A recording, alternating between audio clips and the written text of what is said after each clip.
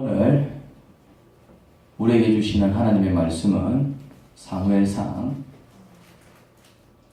5장 1절부터 12절까지입니다. 블레셋 사람들은 하나님의 궤를 빼앗아서 에벤에셀에서 아스돗으로 가져갔다. 블레셋 사람들은 하나님의 궤를 다곤 신전으로 가지고 들어가서 다곤 신상 곁에 세워놓았다. 그 다음날 아스돗 사람들이 아침에 일찍 일어나서 보니 다곤이 주님의 궤 앞에 엎어져 땅바닥에 얼굴을 받고 있었다. 그들은 다곤을 들어서 세운 다음에 제자리에 다시 가져다 놓았다. 그 다음날도 그들이 아침 일찍 일어나서 가보니 다곤이 또 주님의 궤 앞에 엎어져서 땅바닥에 얼굴을 받고 있었다.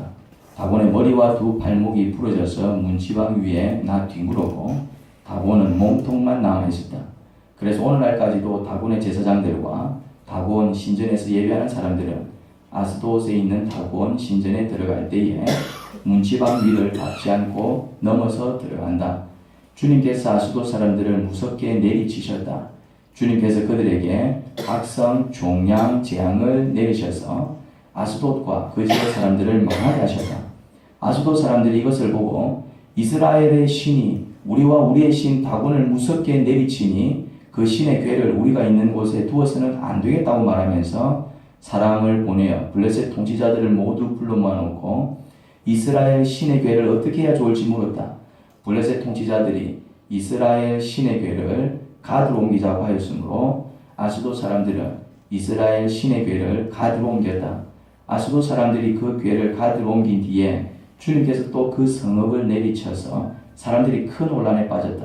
주님께서 그 성읍의 사람들을 어린아이나 노인이나 할 것 없이 모두 쳐서 악성 종양이 생기게 하셨다. 그러자 그들이 하나님의 궤를 에그론으로 보냈다. 그러나 하나님의 궤가 에그론에 이르렀을 때에 에그론 주민들은 아스돗 사람들이 이스라엘 신의 궤를 우리에게로 가져와서 우리와 우리 백성을 죽이려고 한다면서 울부짖었다. 그래서 그들은 또 사람들을 보내어 블레셋 통치자들을 모두 불러 모아놓고 이스라엘 신의 궤를 돌려보내어 그 있던 자리로 돌아가게 하고 우리와 우리 백성이 죽지 않게 해주시오 하고 요청하였다. 하나님이 거기에서 그들을 그렇게 무섭게 내리치셨기 때문에 온 성읍 사람들이 죽을 지경에 이르러 큰 혼란에 빠졌다. 죽지 않은 사람들은 악성 종양이 생겨서 온 성읍에서 비명소리가 하늘에 사무쳤다. 아멘. 네, 이 시간은 그리스도인들은 전도를 합니다. 우리는 전도를 하지요. 믿지 않는 가족이라든지 또 주변 사람들한테 예수님을 믿으면 천국에 가고 믿지 않으면 지옥에 간다라고 이야기를 합니다. 전도를 합니다. 그래서 한 사람이라도 더 주님의 품으로 이끌기 위해서 애를 쓰지요. 그런데 그 말을 들을 때에 야, 예수님 믿으면 천국 가고 믿지 않으면 지옥 가. 그러니 꼭 예수님을 믿어. 이렇게 전도할 때에 그 말을 들을 때 대부분 사람들은 기분 나빠합니다. 아니 죽어서 천국 가라고 하는데 그 말을 들을 때 대부분 사람들은 어떤 반응을 보이느냐 하면은 무척 기분 나빠합니다. 그런 반응을 많이 보게 됩니다. 왜 많은 사람들이 그 말을 들을 때에 무척 기분 나빠할까요? 이렇게 느끼기 때문입니다. 그렇게 전도할 때에 예수님 믿으면 천국 가, 근데 믿지 않으면 지옥 가, 이렇게 얘기할 때 되게 믿음이 없는 대부분의 불신 사람들은 이렇게 생각합니다. 예수님을 깡패같이 느끼기 시작합니다. 사람들이 잘 살고 있는데 자기들이 잘 살고 있다 이 말이지. 그냥 잘 살고 있는데 어느 날 예수라는 자가 나타나 이렇게 얘기하는 것이죠. 나를 믿으면 천국에 보내주고 나를 안 믿으면 전부 지옥 보내버릴 거야. 그러니 나를 믿어. 알았어? 그러니 이것은 마치 동네 양아치가 야 니 와봐. 야 니 지금 얼마 있어? 그거 다 줘봐. 그러면서 돈을 주면 봐주고 안 주면은 이 싫으면서 줄 패는 것과 같게 느껴지기 때문입니다. 오늘 본문을 보면 하나님께서 마치 깡패 비슷하게 느껴집니다. 블레셋 사람들이 전쟁에서 승리해서 그 전리품으로 언약궤를 빼앗아 가지고 그들의 나라로 돌아왔는데, 근데 그 나라 안에 그 언약궤로 말미암아 어떤 일이 벌어졌습니까?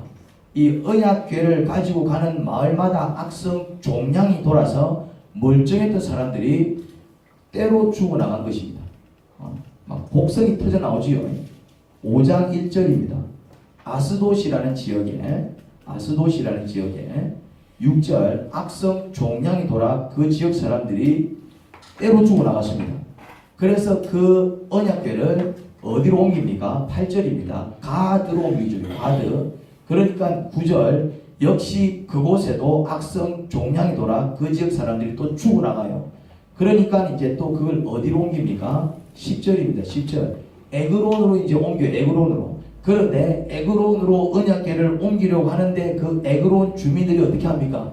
동부에 나와서, 마을 입구에 나와서 언약궤 못 들어오도록 막아요. 언약궤를 들지 못하게 막 울부짖으며 반대합니다. 왜 그렇습니까?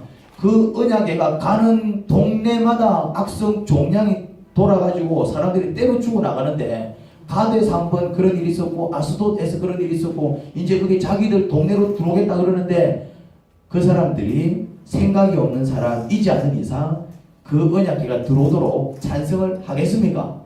목숨 걸고 반대하는 거예요. 저거 들어오면 우리 다 죽는다 그러면서 반대를 하는 것입니다. 언약궤가 가는 곳마다 악성 종양이 돌아서 그 지역 사람들이 때로 죽어나기 때문입니다. 이것을 보면 하나님 정말 못된 분 같아요. 전쟁에서 이겨 전리품으로 가져온 것인데, 정작 언약궤가 이스라엘과 함께 있을 때 이스라엘을 전쟁에서 패하게 하시더니 이제는 블레셋이 그 언약궤를 가지고 오자 이제 그 나라를 폭삭 망하게 할 심보인가 봅니다. 하나님은 재앙을 내리십니다. 누가 재앙을 내린다고요? 하나님께서 재앙을 내리십니다. 이 땅에 재앙을 내리시는 분이 바로 하나님이십니다. 이스라엘 백성이 전쟁에서 패하게 하셔서 많은 사람 죽게 만드신 분이 하나님이십니다.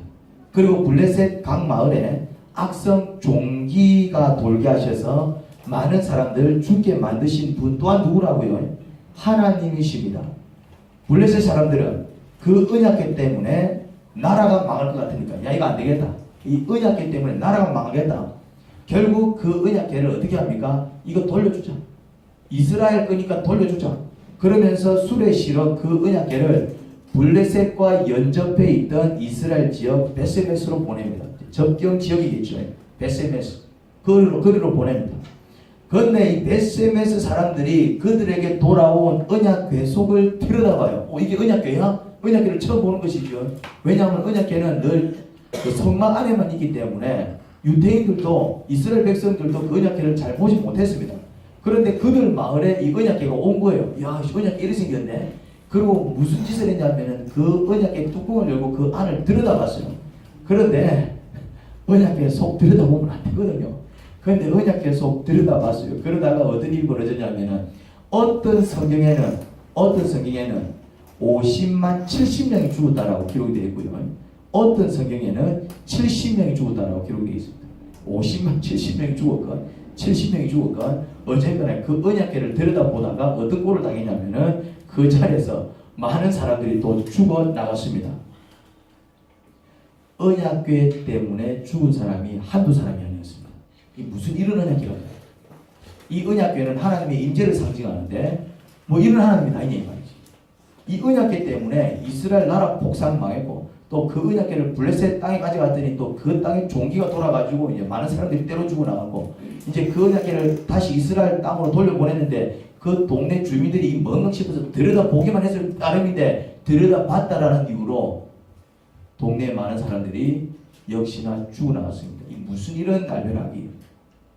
여러분, 재앙을 내리시는 분은 바로 하나님이세요. 그럼에도 불구하고 우리는 하나님을 원망하면 안 됩니다. 왠 줄 아십니까? 재앙을 내리시는 분은 하나님이 맞다니까요. 하나님께서 재앙을 내리시지만 재앙을 내리시는 분은 하나님이 맞아요. 하지만 하나님께서 재앙을 내리시는 원인은 바로 재앙을 당하는 자에게 있기 때문입니다. 어떤 사람이 살인을 저질렀습니다. 그러면 그 살인자에게 사형이나 무기징역을 내리는 이는 누굽니까? 누가 당신은 사형, 누가 당신은 무기징역, 그렇게 형벌을 언도합니까? 그렇죠. 재판관이 하죠. 판사가 하죠. 재판관이 딱 들어보고 당신은 사형, 당신은 무기징역, 그렇게 형벌을 내립니다. 하지만 살인자나 그의 가족은 재판관을 원망하면 안 됩니다. 왜 그렇죠? 아니 사형을 내린다 이 말이죠. 그러면 그 사람은 이제 그 재판관이 사형이라고 언도하는 바람에 죽게 되는 거예요. 무기징역 이러면은 집에 못 가고 이제 평생 감옥에서 썩어야 된다 이 말이지. 그렇게 형벌을 누가 언도합니까? 재판관이 언도합니다. 재판관 외에는 아무도 언도를 못합니다. 여러분들이 가가지고 정덕화 자매님 가가지고 니 왜 인생을 그렇게 살아? 니 사형 이렇게 한다고 해서 그 사람 사형되지 않습니다. 만약에 정덕화 자매님이 니 사형 이래가지고 옆에 있던 문사님 목사님이 저 사람 사형시킬까요? 그래서 칼로 찔러 죽이면 어떻게 됩니까? 둘 다 또 깜빡 가는 거예요. 우리에게는 그런 고난이 없다 이 말이지. 우리가 그렇게 해버리면은 우리는 또 다른 살인자가 되어버린다 이 말이지. 그런데 재판관이 들어보고 너는 사형 그러면 그 사람은 죽게 되어 있습니다.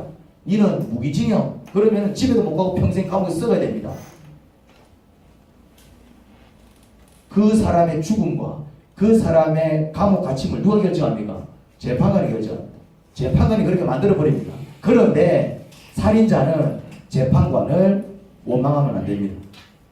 형벌을 내리는 이는 재판관이지만 재판관이 형벌을 내리는 원인은 누가 돼 있다? 살인자 바로 그에게 있기 때문입니다.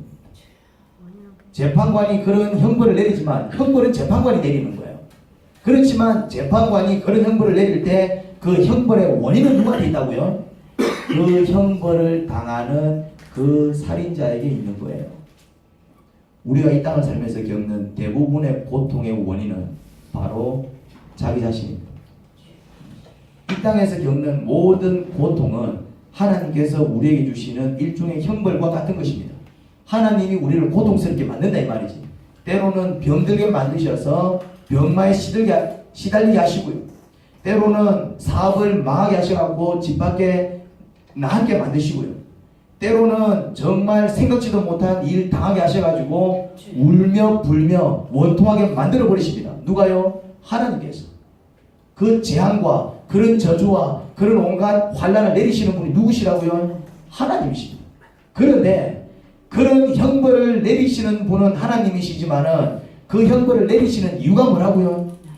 그 형벌을 당하는 자에게 그 원인과 이유가 있다 이 말이죠. 우리가 이 땅을 살면서 겪는 대부분의 고통의 원인은 누구한테 있다? 바로 자기 자신에게 있습니다. 그런데 대개 사람들은 고통의 원인을 자신에게서 찾으려고 하지 않습니다. 대부분의 사람들의 특징입니다. 고통의 원인을 자신에게서 찾으려고 하지 않습니다. 어디서 찾으려고 합니까? 남한테서 찾으려고 합니다. 어떤 사람이 이렇게 얘기합니다. 내가 부모를 잘못 만나고 내가 이 모양 이 고생한다. 누구를 잘못 만났다고요?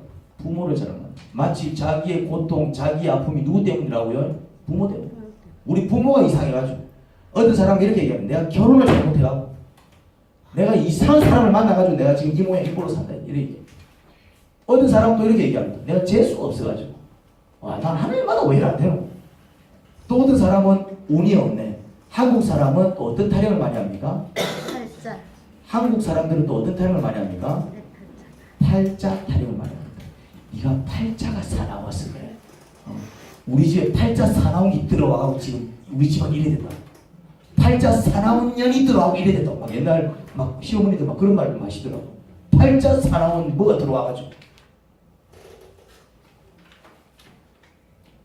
고통의 원인을 자신에게서 찾지 않고 남에게서 찾으려고 합니다.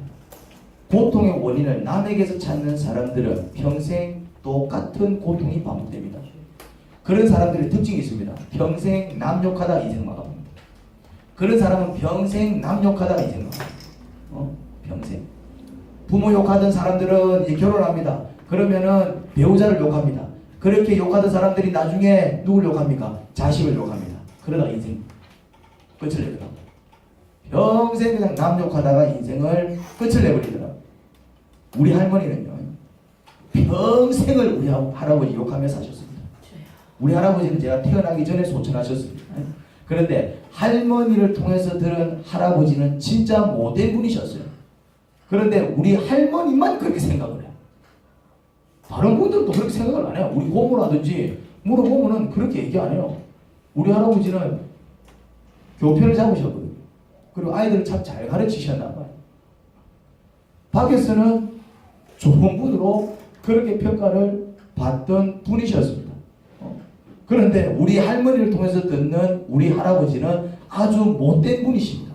가정도 돌보지 않고 술만 드시다가 암으로 일찍 세상을 떠난 의처증 환자.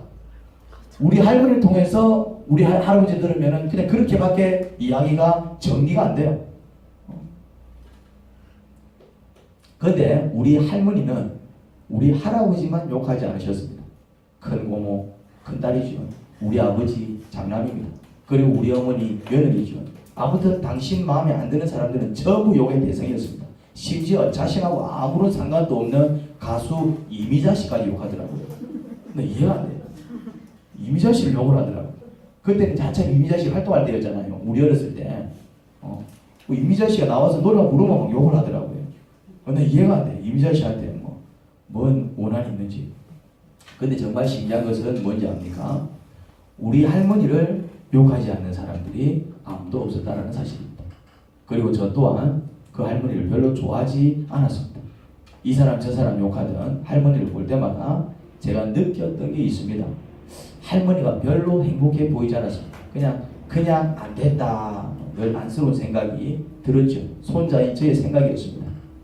우리 할머니는 당신이 겪은 모든 고통의 원인을 늘 남에게 찾던 전형적인 사람이었습니다. 그렇지만 우리 할머니는 남들이 갖지 못한 것을 참 많이 가진 분이셨습니다. 우리 할머니는 그 당시에 정말 그 동네에서 제일 부잣집 딸이었어요. 나는 안 믿기지만은 그 동네에서 제일 부잣집 딸이었습니다. 그리고 우리 할머니는 그 당시에 엘리트 교육을 받으셨어요. 엘리트 교육. 그 당시에 경남여고 나왔다 그러면 아주 알아주더라고요. 나는 잘 몰라. 나는 잘 몰라요. 그 당시에 경남여고 2회 졸업생이거든요. 우리 할머니 경남여고 2회생 졸업생인데 이러면은 조금 나이 드신 분들은 할머니가 경남여고 출신이세요? 우리는 느낌이 없지. 우리는 다 경남여고 요새는 알아줍니까?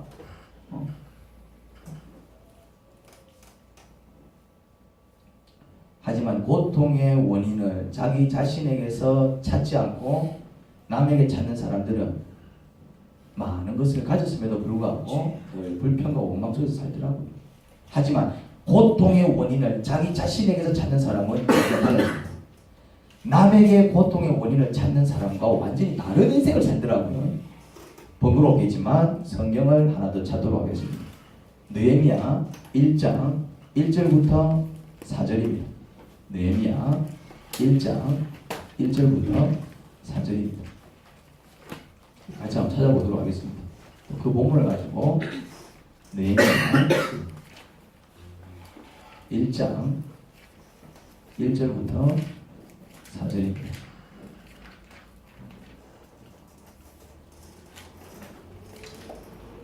거기를 보면은 느헤미야가 예루살렘에서 온 사람에게서 예루살렘의 형편을 듣게 됩니다.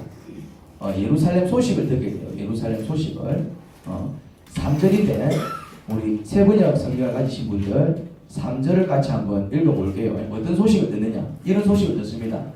그들이 나에게 대답하였다. 사로잡혀 오지 않고 그 지방에 남은 사람들은 거기에서 고생이 아주 심합니다. 업신여김을 받습니다. 예루살렘 성벽은 허물어지고 성문들은 다 불에 탔습니다. 지금 무슨 소리를 듣고 있습니까? 지금 예루살렘이 멸망했거든요. 이스라엘 나라가 망했어요. 그래서 그 땅에 많은 사람들이 바벨론으로 포로로 잡혀왔어요. 느헤미야도 그 중에 한 사람인데, 근데 느헤미야는 포로로 잡혀와서 그나마 그곳에서 출세한 사람이었습니다. 왕궁에서 공무원으로 일했습니다. 그 당시 공무원이면은 최고의 급발 아닙니까? 꽤 높은 관직에 있었어요. 그런 느헤미야가 망한 나라, 자기 나라 고국에 대한 이야기를 듣는데 무슨 이야기를 듣습니까? 완전 나라 꼴이 말이 아닙니다. 막 거기 사는 사람들 고생 이만저만이 아닙니다. 나라가 쫄딱 망했으니까. 우리나라 6.25 지난 뒤에 우리나라 완전 센거지 나라 아니었습니까? 그냥 그렇게 생각하시면 됩니다. 그렇게. 그런데 누구 때문에 이렇게 되었을까요? 예루살렘 성이 함락이 되었습니다. 이스라엘이라는 나라가 통째로 망해버렸습니다. 누구 때문에 예루살렘은 폐허가 된 것일까요? 6절과 7절에서 느헤미야는 이렇게 말을 합니다. 뭐라고 말을 하느냐면은 예루살렘이 폐허가 된 원인, 이스라엘이 큰 고통을 당하게 된 원인을 어디서 찾고 있죠? 자기 자신한테서 찾고 있는 것을 볼 수 있습니다. 이렇게 얘기합니다. 저와 저의 집안까지도 뭘 지었다? 죄를 지었습니다. 하지 않습니까? 단지 느헤미야 한 사람, 단지 느헤미야 집안, 한 집안이 죄를 지어서 예루살렘이 폐허가 됐을까요? 한 나라가 통째로 망했을까요? 아닙니다. 민족 전체가 죄를 지었겠죠. 민족 전체가. 한 사람에 의해서 나라가 망하지 않습니다. 하지만 느헤미야는 굳이 자기 죄라고 말하지 않아도 될 텐데 자기도 자기 집안도 함께 죄를 지어 그 지경 되었다고 고백을 하지요. 뭐라고 고백한다고요? 나라가 망한 이유가 누구 때문이라고요? 정치인들이 정치를 똑바로 못하고 나라가 망했지. 그렇게 말하지 않고 이 가진 자들이 저거 욕심 채운다고 그래서 못 가진 사람 돌아보지 못하고 그러는 나라가 망한 거 아이가? 대개는 그렇게 이야기를 하죠. 그런데 느헤미야는 나라 망한 탓을 남탓하지 않고 어떻게 얘기했다고요? 나와 나의 집안까지 함께 지은 그 죄악이 나라에 영향을 미쳐. 설마 느헤미야가 그건 무도한 짓을 했겠습니까? 설마 느헤미야 집안이 이상한 집안이었겠어요? 아닙니다. 그럼에도 불구하고 나라가 망할 때 누구의 죄를 고집습니까? 자신과 자기 집안의 죄를 고집지요.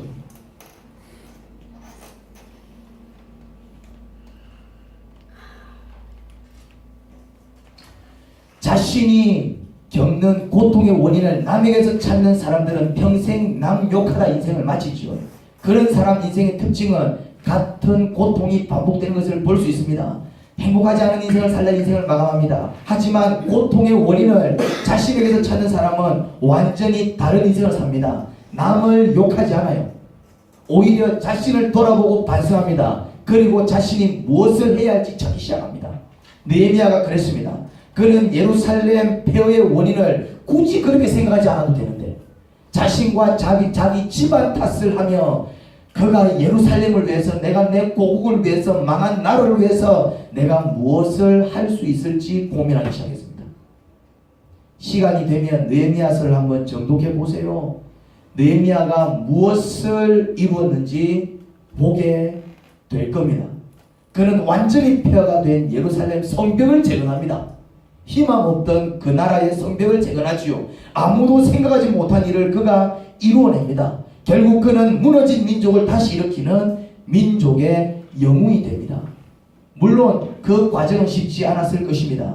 힘든 과정이었을 것입니다. 망한 나라를 다시 세운다는 것은 결코 쉽지 않습니다. 많은 희생과 헌신이 들어갑니다. 또 그거는 밑빠진 독에 물 붓는 것과 같기 때문에 정말 처음에는 해도 안 되는 그런 일들이 많이 벌어졌을 거예요.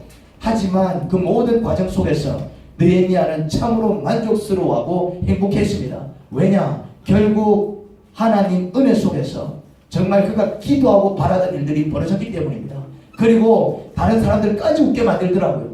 예루살렘 성벽이 재건될 때에 정말 많은 사람들이 통곡합니다. 그 통곡은 나라가 망해서 통곡하는 통곡이 아니라 망한 나라가 다시 일어서게 된 것을 기뻐 감격하는 그런 통곡이었지요. 그렇게 사람들을 웃게 만들었습니다. 그리고 지금까지 오늘날까지 믿음의 후배들에게 존경과 칭송을 받고 있죠. 많은 사람들이 느헤미야처럼 살고 싶어가지고 느헤미야서를 보면서 느헤미야는 어떤 인생을 살았을까 그렇게 연구를 한다니까요. 그렇게 하나님께 크게 쓰임을 받은 종이었습니다. 느헤미야가 어떤 사람이었다고요? 느헤미야는 나라가 망한 원인은 누구한테로 돌렸다고요? 자기 탓으로 돌리고. 그리고 뭐 했다고요? 그렇다면 내가 이 나라를 위해서 뭘 할 수 있을까? 자기를 돌아보기 위해서 하나님의 말씀, 성경을 묵상하는 자가 되어야 합니다. 할렐루야. 묵상한 사람은 지금 겪고 있는 고통의 원인을 자신에게 찾습니다. 그리고 그 고통을 다시 겪지 않기 위해서 기도하는 사람이 되어야 합니다. 자신의 허물을 자복하는 기도. 스스로 고통과 아픔에서 벗어날 수 없으니 그 고통과 아픔에서 건져달라는 간구의 기도. 앞으로 다시 동일한 잘못을 저지르지 않게 성숙시켜 주시고 이 아픔을 통해서 더욱 성숙할 수 있게 은혜를 베풀어 달라는 기도. 그리고 다른 사람에게서 허물이 발견될 때에 그들을 용서할 수 있고 그들을 포용할 수 있는 마음을 달라고 구하는 기도. 그렇게 기도하는 사람이 될 때에 느헤미야가 그랬던 것처럼 여러분을 통해서 먼저 무너진 여러분의 가정이 세워질 것이고 멀어진 관계가 회복될 것이며 여러분을 멀리하던 자들이 되레 여러분들에게 돌아오는 귀한 역사가 있을 것입니다. 하나님 아버지 은혜를 감사합니다. 느헤미야는 남 탓하기보다는 자기 탓하며 무엇을 해야 할지 고민하던 자였습니다. 그는 되레 하나님께 은혜를 구하고 정말 하나님의 능력을 입어서 마땅히 그가 해야 될 일을 찾아 이루었던 자입니다. 하나님 아버지, 우리의 인생이 그렇게 돼야 되지 않겠습니까? 평생 남 욕하는 사람은 그렇게 인생을 살다 마감할 수밖에 없을 것입니다. 그런 헛된 인생이 아니요, 정말 아버지 앞에 무릎을 꿇고 먼저 자복하는 자들이 되어야 할 것이고, 그리고 정말 이 고통과 아픔에서 건져달라고 구원을 구하는 기도자가 되어야 할 것이며, 모든 죄악과 허물을 끊어버리고 성숙해서 되레 다른 사람들의 허물과 약점까지 포용할 수 있고 용서할 수 있는 그런 자로 성숙되어 나가야 할 것입니다. 하나님, 저희들을 그런 자로 세워주시옵소서. 저희가 그런 자가 되면은 무너졌던 가정이 세워질 것이고 멀어졌던 관계가 회복될 것이며 정말 되레 저희를 통하여 주님의 영광을 많은 이들이 경험하게 되지 않겠습니까? 그 은혜가 우리 가운데 충만하기를 소원하며 예수님 이름으로 기도합니다.